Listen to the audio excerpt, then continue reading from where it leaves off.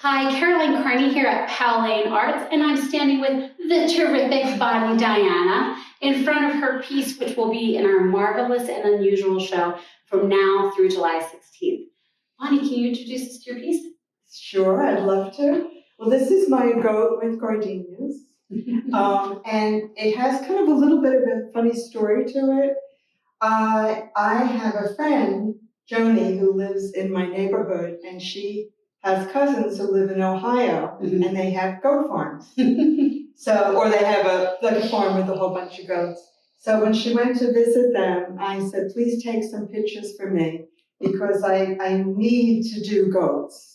I have to paint goats. And she did, and this is one of the pictures that she took. I used as a reference. And I just love goats. I mean, who doesn't love goats? I know. They're quirky and crazy. Also, I had been vegan at this point in my life for a few years. And this is part of my animal painting. I've done many different kinds of animals, and I love animals. I mean, I love animals. Same. And and I've done, a few goat paintings I've done with different kinds of flowers. I have a thing about incorporating flowers because to me, flowers are nature, they're life-affirming, they're beautiful. I think they're significant in my own life and in, incorporating them with the animals. Well, do gardenias have a specific meaning to you? Well, they were my mother-in-law's favorite flower and my mother's favorite flower. Oh! And I don't know, they're just so beautiful in the scent of them. I agree. So, we think of farm animals as being stinky, but they're really not. No. And so that's how this painting kind of happened. I have a buddy, as you met him, and he smells like herbs most of the time, or tea, because he eats greens. So we're always like, he smells like green tea. Vegans are so good. Yeah. And buddies are. So I love this piece. A literal quote from when we were like making decisions is, how can we say no to the goat with gardenias? One of the things I find really striking when I'm looking at it in person is the colors that you've layered throughout. So this melds well with this, and it draws into the snout, I'm going to call it, and the horns. And then as you look through the fur, you've repeated this color pattern throughout, which leads me to my question, which is, when you're approaching this, how do you think about the palette?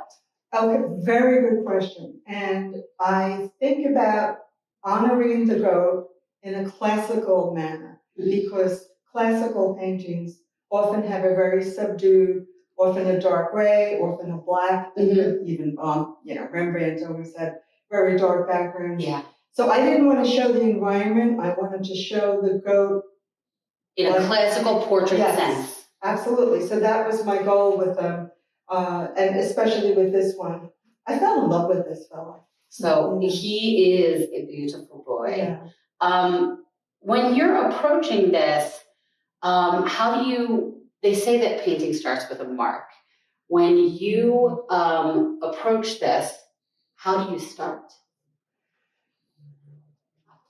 I try to center myself and to think, because when I have a canvas in front of me, and I always lay a ground first, whether it be red or black or gray or something kind of simple. But I get very excited, and like a little kid, I'm like, now as I'm aging and getting wiser and older, hopefully wiser, I try to center myself and I think, what is the painting about? What is the image that I want to portray? What's the most significant thing? And for me, it was the idea of honoring. And so that's how I approach this one. I don't do them all the same way. It might be something a very novel aspect, or a small tree or something if I'm doing a landscape. But so now I center myself and I think about it. I'm not much of a sketcher. I was taught in my training to always sketch first. Yeah. I just want to get in there. So that's good. And I always do lay a ground, and I always start with that. I love layering. I have to work on 3 or 4 or 5 paintings at the same time because I love to layer. I like the layers to dry in between for a few days. And you work in oil, which I work in oil. Takes a little. Yeah. Yeah. Acrylic is, just so in case there's people who don't know, acrylic generally dries pretty fast. Oil, Yeah. you have to be patient. Yeah, definitely. So it's not really good for alla prima. Yeah. But, I love the look of oils and the feel. There's a sensory thing with oils that. My mom would 100, if Carol were here, she would agree with you 100%, because she works primarily in oil. Yeah. And she said once you have the feeling for that, it's what you use.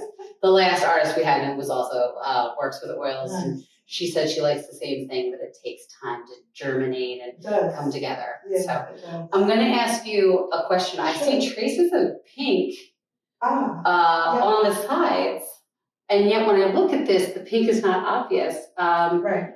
Did you use that to as a in the blocking? It was my ground. Yeah, it was what I laid. I used a cad red, which makes sense because this has a nice warmth and it pops in a good way. Right. Which I thought was really interesting. And actually, I love that you can see the remnants. Just a little bit. I like to cover it up as much as I can in a way. I think the process is, I've seen a lot of people who kind of paint on the sides and incorporate like a 3D thing. I don't know, I sort of like just the front there. I think that one of the things I find fascinating is the way that different artists approach that. And I actually find it really lovely because your color is so intricate, and the way that you've layered the colors, seeing the traces of what might come before, which I really love on this piece. Thank you. I do like what you said about honoring, I like lots of things you said, but one of the things that I love is that you said you're honoring the goat, which makes sense because but from antiquity, we used to honor people with garlands, and even now with horse races and stuff, we honor them with garlands. So I think this piece is lovely. I cannot wait for people to see it. I even love that the eyes are a little bit blue, which brings, this is mostly, I would say, a golden piece, and then the little trace of blue in the eye against that yellow is just... It's a little trick I do with eyeballs with animals. Yeah. Oh, well, it makes them very alive. Yeah. Yeah. Right. So we hope that you will come see Bonnie's lovely piece. I'm going to Kate. Kate is our cameraman today. I hope that you will come see Bonnie's lovely piece, Goat with Gardenias, during our Marvelous and Unusual show from now through July 16th. Bonnie, thank you so much. Thank you. That was really so much fun. So good.